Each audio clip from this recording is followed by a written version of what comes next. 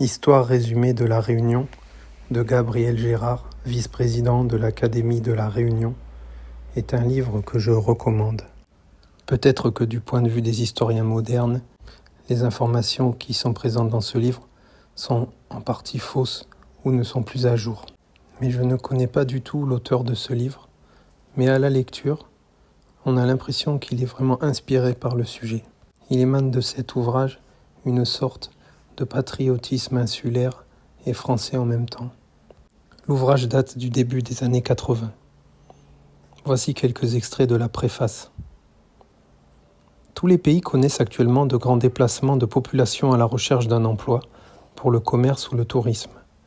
La Réunion n'échappe pas à ce mouvement et, en 1983, l'aéroport de Gilo a enregistré à l'arrivée et au départ 475 000 passagers, chiffre particulièrement important si on le compare à celui de la population globale de l'île, 535 000 habitants.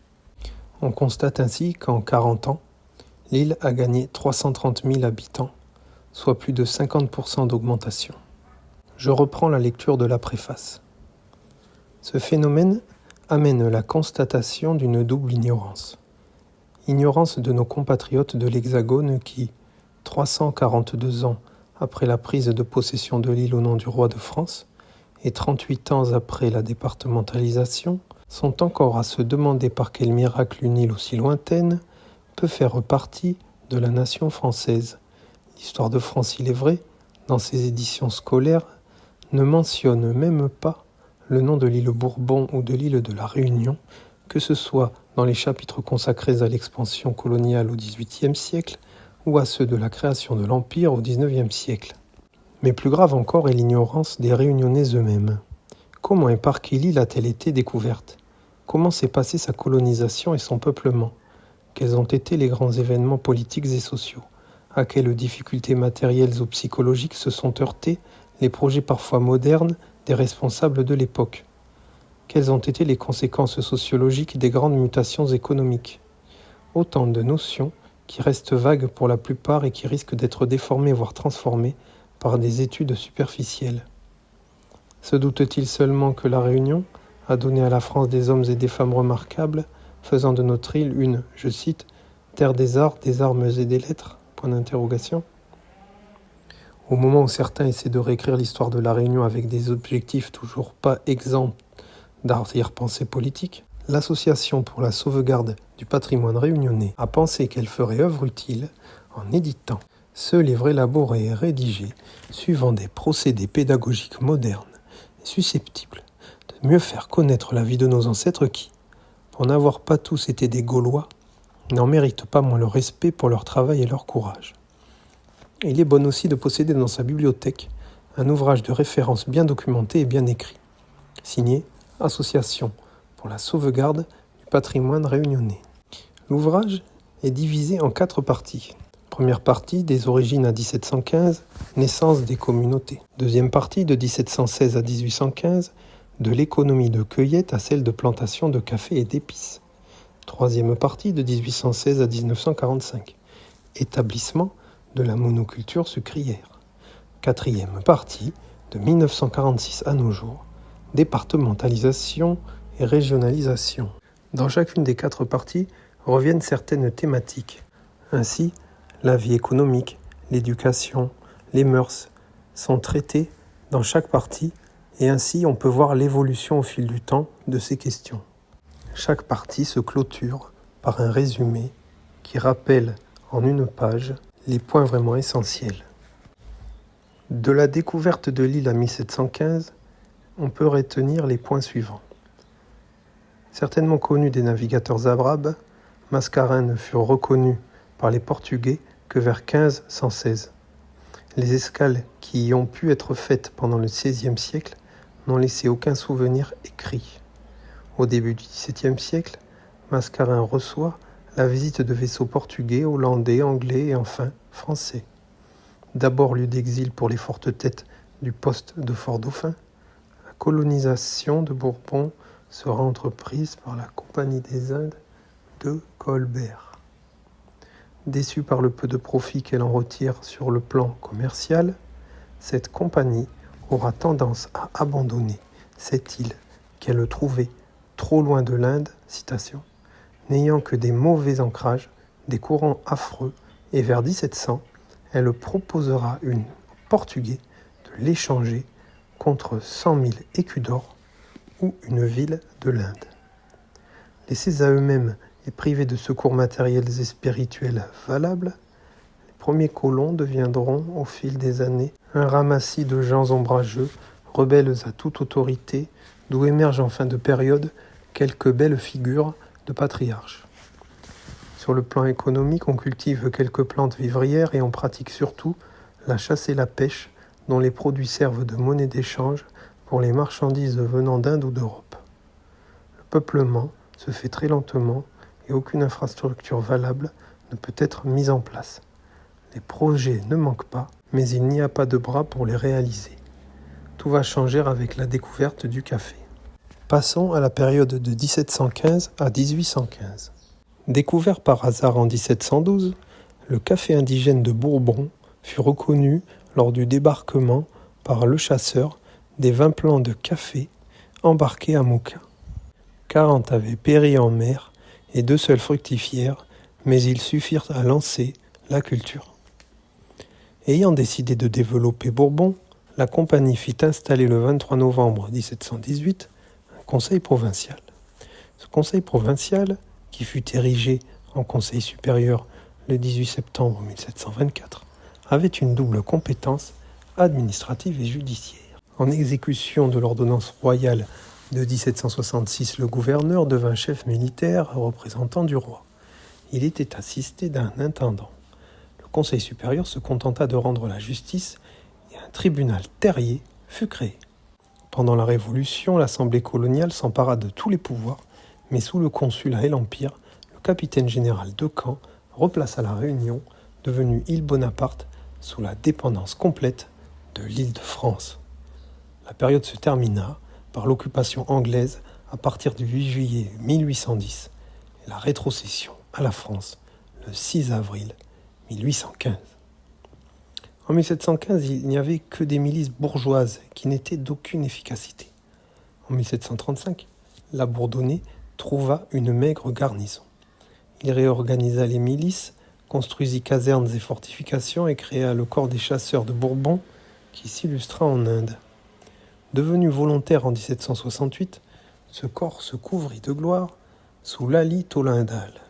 Les hostilités s'achèvent avec la paix de Versailles de 1783.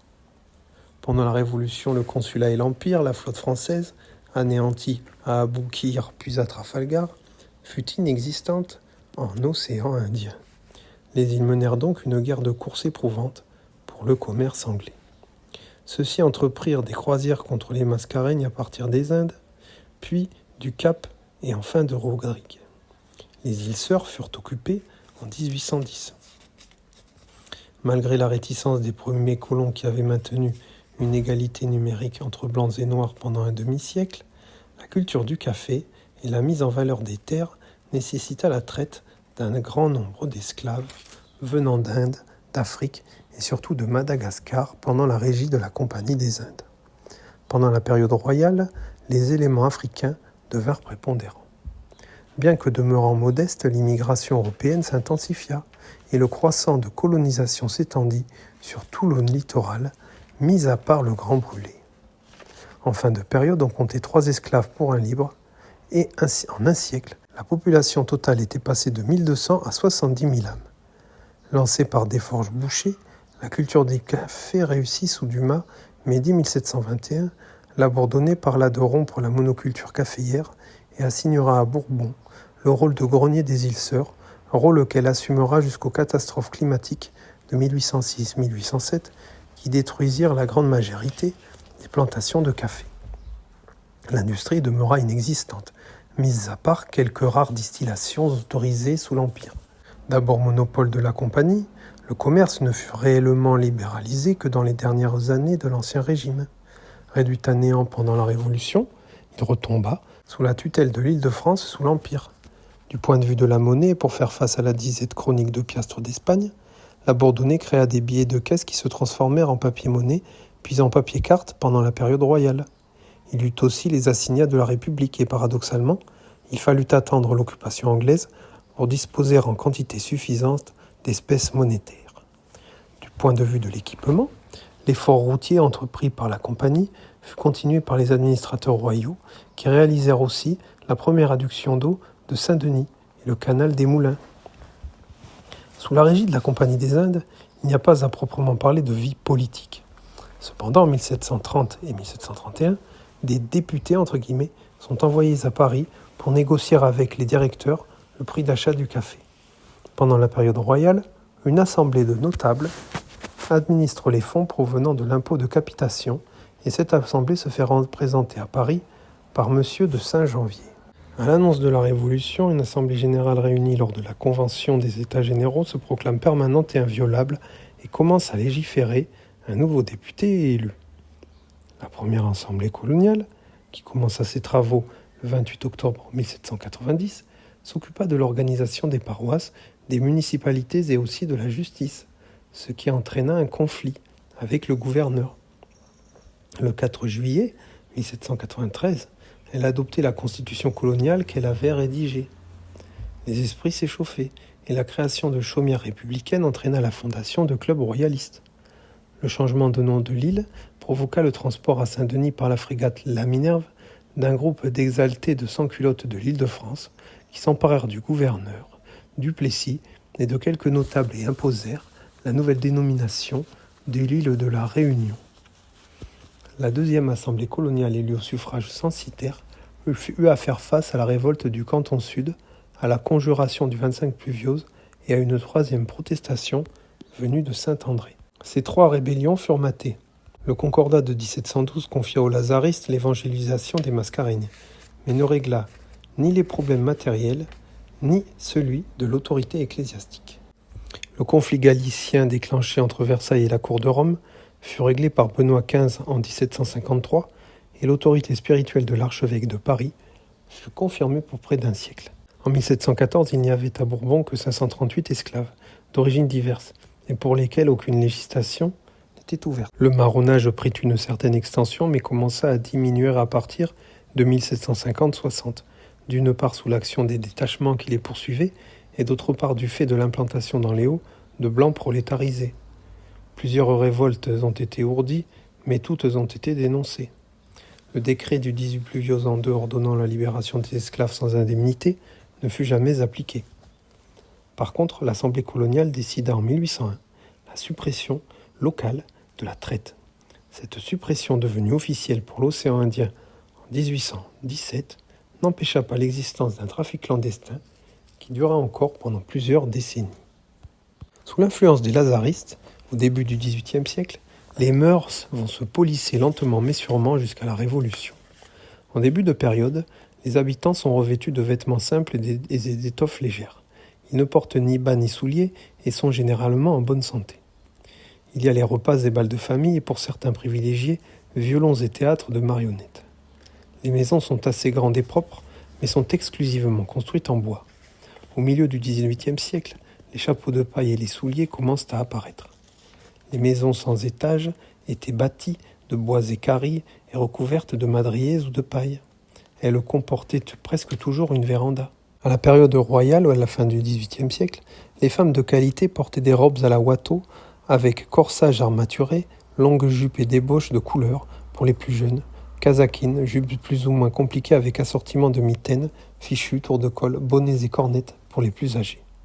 Quant à ces messieurs, leur tenue normale était le costume bien connu de l'Ancien Régime, habillé à la française, veste, culotte et bas en dessous du genou. Les gens simples se contentaient de vêtements élémentaires et légers, chemise, culotte ou caleçon et parfois veste pour les hommes, chemise fendue par le haut et boutonnée aux manches, jupe un peu traînante par derrière et parfois un casaquin pour les femmes. Les uns et les autres ne portaient ni bas ni souliers. Sur la tête, les femmes mettaient des bonnets et des mouchoirs et les hommes des chapeaux. Le chapeau avec la pipe et le bâton étaient les éléments caractéristiques de la silhouette du créole de l'époque. Les esclaves travaillaient presque sans vêtements, du moins dans les champs. Cela ne signifiait pas qu'ils n'en possédaient point et n'en portaient jamais. Leur habillement se composait pour les hommes de chemises et de caleçons de toile de Guinée bleue fabriqués en Inde, et pour les femmes de cottes et de chemises, également de Guinée ou d'autres toiles bleues. Sur la tête, ils portaient des mouchoirs rouges ou bleus. Peut-être exista-t-il des livrées plus élégantes, allant jusqu'à comporter des bas, mais jamais de souliers. Merci de votre attention.